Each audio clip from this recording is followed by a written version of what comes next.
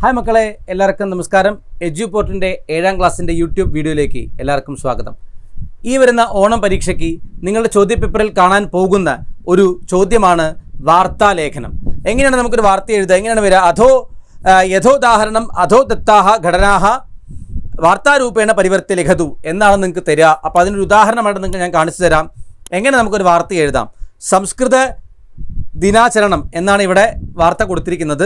ഇവിടെ എന്താണ് ആയോജനം? യുവജന കലാവേദിക, ദിനം ആഗസ്റ്റ് 19, സായം 3 മണി, ത്രിവാദന, സ്ഥാനം കോഴിക്കോട് കോർപ്പറേഷൻ പ്രശാല, ഉദ്ഘാടനം കഥാകാരः ശ്രീ നരേന്ദ്രः, അധ്യക്ഷः പഞ്ചായത്ത് അധ്യക്ഷः സുരേശः, സ്വാഗതം യുവജന കലാവേദികായാः കാര്യദർശിനി രമ, മുഖ്യഭാഷണം സംസ്കൃത പണ്ഡിതः സതീശः MA, ആശംസാഭാഷണം വാർഡ് സദസ്യ ഷൈന. ഇങ്ങനെ നിങ്ങൾക്ക് ഉദാഹരണം, അല്ലെങ്കിൽ ഇത്ര വലുതായിരിക്കില്ല, ചിലപ്പോൾ 4 or 5 കാര്യങ്ങൾ തരും. അതിനെ ബേസ് ചെയ്ത് നിങ്ങളൊരു വാർത്ത നിർമ്മിക്കണം. അതാണ് നമ്മളുടെ ടാസ്ക് എന്ന് പറയുന്നത് ഈ ചോദ്യത്തിൽ. അപ്പോൾ ഇങ്ങനൊരു ചോദ്യം തരുമ്പോൾ നമ്മൾ എങ്ങനെയാണ് വാർത്ത എഴുതുക നമുക്ക് നോക്കാം.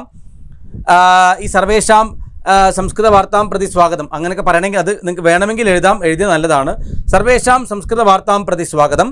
പ്രവാചക, നിങ്ങൾ എഴുതുന്ന ആൾ ആൺകുട്ടിയാണെങ്കിൽ പ്രവാചക എന്നെഴുതി നിങ്ങളുടെ പേര് എഴുതുക. പെൺകുട്ടിയാണെങ്കിൽ പ്രവാചിക എന്നെഴുതി നിങ്ങളുടെ പേര് എഴുതുക. എന്നിട്ട് സംസ്കൃത ദിനം സമാചരിതം എന്നെഴുതുക.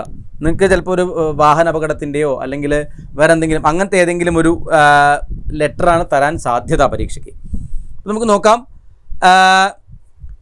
കോഴിക്കോട് യുവജന കലാവേദികായാः നേതൃത്വേ ശ്രാവണ പൂർണിമാ ദിനം സംസ്കൃത ദിനത്വേന ആചരിതം. കോഴിക്കോട് യുവജന കലാവേദികയുടെ നേതൃത്വത്തിൽ ശ്രാവണ പൂർണിമാ ദിനം സംസ്കൃത ദിനമായിട്ട് ആചരിച്ചു. കോഴിക്കോട് കോർപ്പറേഷൻ പ്രശാലായാം പ്രവൃത്തസ്യ ദിനാചരണസ്യ ഉദ്ഘാടനം കഥാകാരः ശ്രീ നരേന്ദ്രः കൃതവാൻ.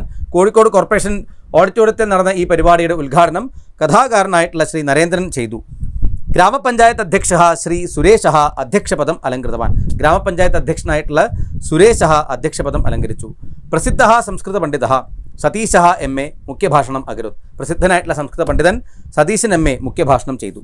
വാർഡ് സദസ്യ ഷൈന ആശംസാഭാഷണം കൃതവതി. വാർഡ് സദസ്യായിട്ടുള്ള ഷൈന ആശംസാഭാഷണവും ചെയ്തു. യുവജന കലാവേദികായാः കാര്യദർശിനി രമ സ്വാഗതം, നാരായണः KP ധന്യവാദം ച സമർപ്പിതവന്തൗ. അപ്പോൾ യുവജന കലാവേദികയുടെ കാര്യദർശിനിയായിട്ടുള്ള രമ സ്വാഗതവും നാരായണൻ KP ധന്യവാദവും നന്ദിയും അറിയിച്ചു. താഴെയുള്ളത് അവിടെ ഇനി നടന്ന പരിപാടികളൊക്കെയാണ്. നൃത്തങ്ങൾ നടന്നു, ലഘുഗി നാടകം നടന്നു, ഗാനാലാപനം, സംഭാഷണ പ്രദർശനം നടന്നു, അഷ്ടപതി നടന്നു. 100 കണക്കിലധികം ആൾക്കാർ പങ്കെടുത്തിരുന്നു. അപ്പോൾ ഇത്ര ഡീറ്റെയിൽ ആയിട്ട് എഴുതാൻ പറ്റിയാൽ വളരെ നല്ലത്. ഇല്ലെങ്കിൽ നിങ്ങൾക്ക് തന്നിരിക്കുന്ന ഹിൻഡ് വെച്ചിട്ട് ഒരു 4-5 ലൈനെങ്കിലും ലെറ്റർ എഴുതുക. അപ്പോൾ മക്കളെ വാർത്ത എഴുതുക. അപ്പോൾ മക്കളെ ഇത്തരത്തിലുള്ളൊരു ചോദ്യം എന്തായാലും നിങ്ങളുടെ ഓണം പരീക്ഷയുടെ ക്വസ്റ്റ്യൻ പേപ്പറിൽ നിങ്ങൾക്ക് കാണാൻ സാധിക്കും.